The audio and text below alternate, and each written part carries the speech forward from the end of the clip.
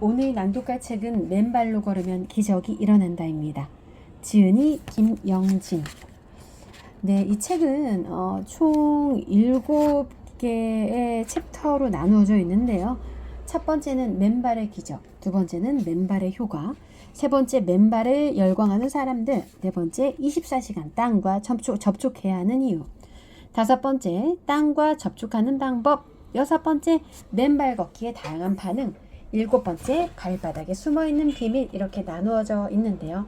제가 가장 기억에 남는 부분은 24시간 땅과 접촉해야 하는 이유, 이 부분입니다. 낭독하겠습니다. 24시간 땅과 접촉해야 하는 이유. 정전기는 화학섬유나 합성수지 제품에서만 발생하는 것이 아니라 인체의 혈액순환에서도 발생합니다. 전자파는 각종 전자제품, 스마트폰, 와이파이 증폭기, 송전탑, 방송국, 송출탑, 이동통신, 중계용 안테나에서도 발생해 우리의 건강을 위협하고 있습니다. 정전기와 전자파의 폐해를 최소화하기 위해서는 땅과의 접촉 시간을 늘려야 합니다. 정전기의 폐해.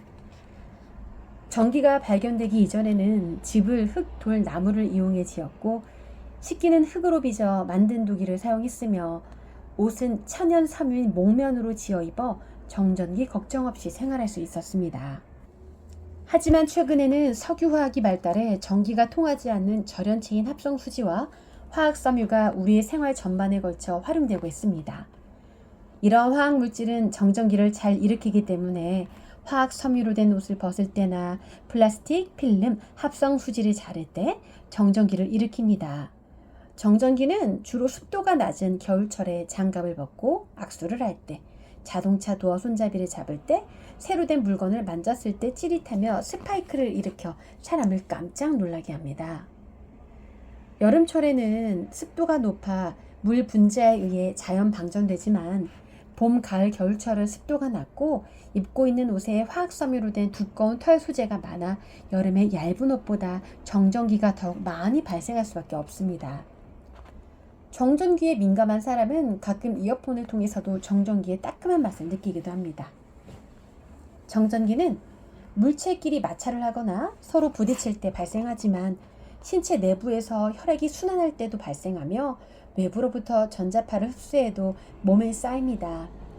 스마트폰이나 전자제품에서 발생한 전자파이든 신체 내부에서 발생한 정전기이든 땅으로 배출되지 않고 계속 몸에 쌓이면 어떤 영향을 미치는지 다음 그림을 보면 알 수 있습니다.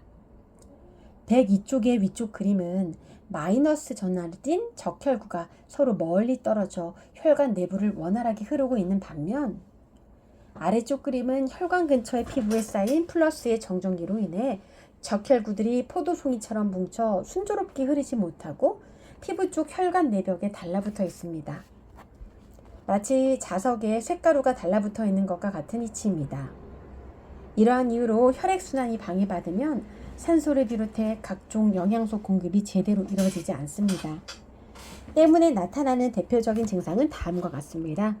불면증, 건조한 피부, 어깨가 자주 결림, 손발이 차가운 냉증, 비염, 가려움, 습진, 피부 알레르기, 눈의 건조, 안구건조증, 산소 부족으로 인해 두통과 통증이 자주 발생.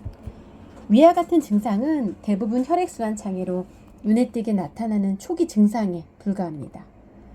이러한 상태가 장기간 지속되면 눈에 보이지 않는 몸속의 각 세포에는 필요한 영양소가 공급되지 않으며 세포 내부에 발생한 노폐물인 쓰레기도 배출되지 않으므로 손발이 차가워지고 각종 장기와 조직이 스트레스를 받아 염증을 일으키기 시작합니다.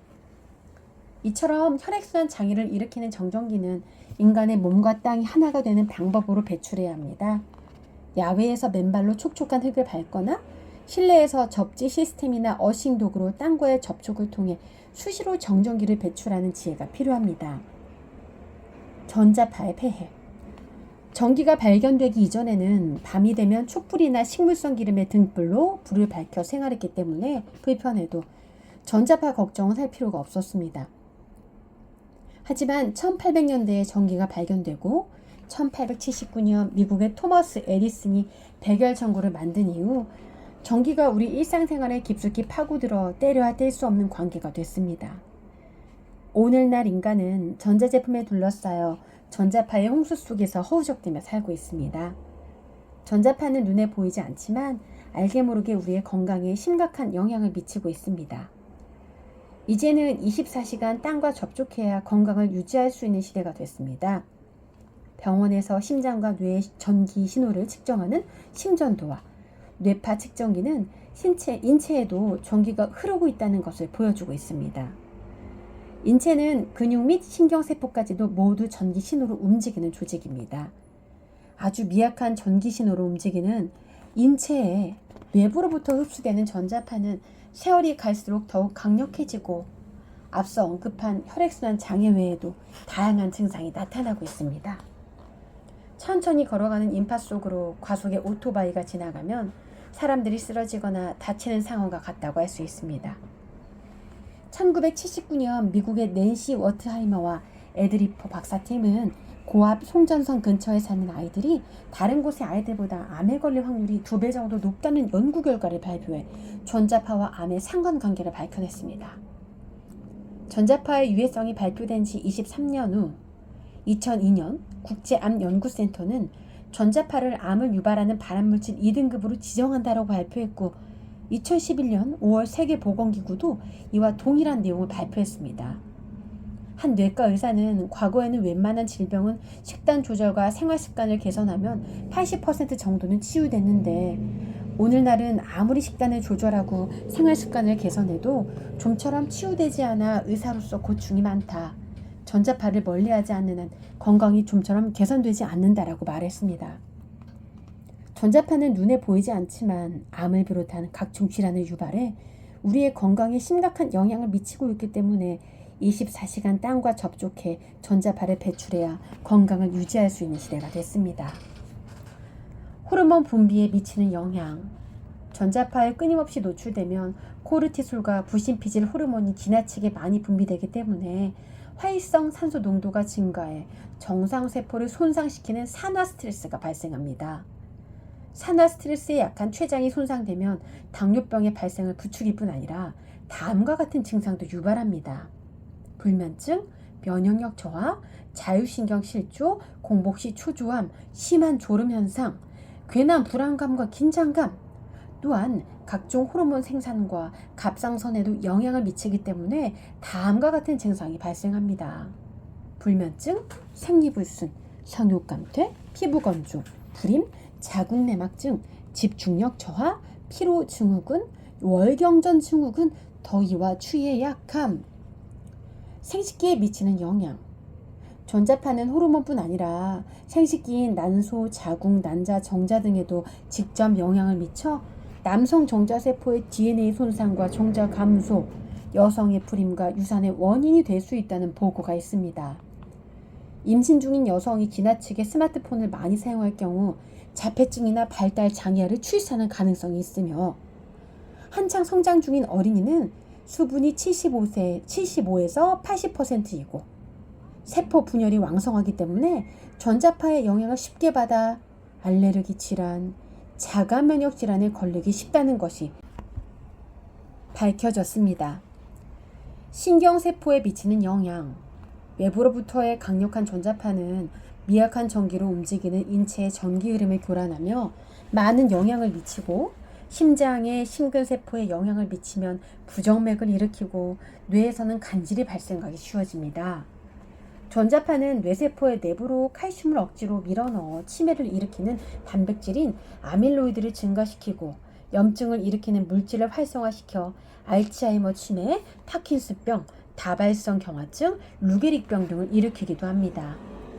유럽에서 발표된 논문에 따르면 강력한 전자파가 발생하는 환경 속에 살고 있는 사람은 신경 변경 질환인 알츠하이머 치매, 루게릭병, 파킨슨병 등의 발생 위험이 일반인보다 2배에서 4배 높다는 것을 알 수 있습니다.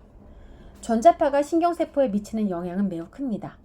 스웨덴 룬드대학교 신경학과의 리프 살포드 교수님이 인간의 10대에 해당하는 생후 12에서 26주의 생쥐를 세 그룹으로 나눠 각각 다른 강도의 통합모드 전자파에 2시간씩 노출시키자 생쥐의 혈액 뇌장벽에 구멍이 생겼다는 내용이 2003년 1월 29일자 미국 정부의 학술 잡지에 발표되었습니다.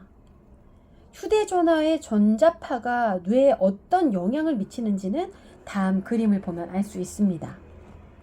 혈액 뇌 장벽은 뇌에 유해한 물질이 들어가지 못하도록 막아주는 장벽 역할을 하는 구조로 이곳에 구멍이 생기면 뇌로 들어가면 안 되는 이물질이 들어가 치매를 일으키게 됩니다.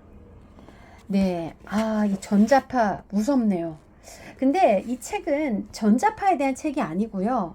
이런 전자파 차단을 할 수 있는 방법 중에 하나가 맨발로 걷기다.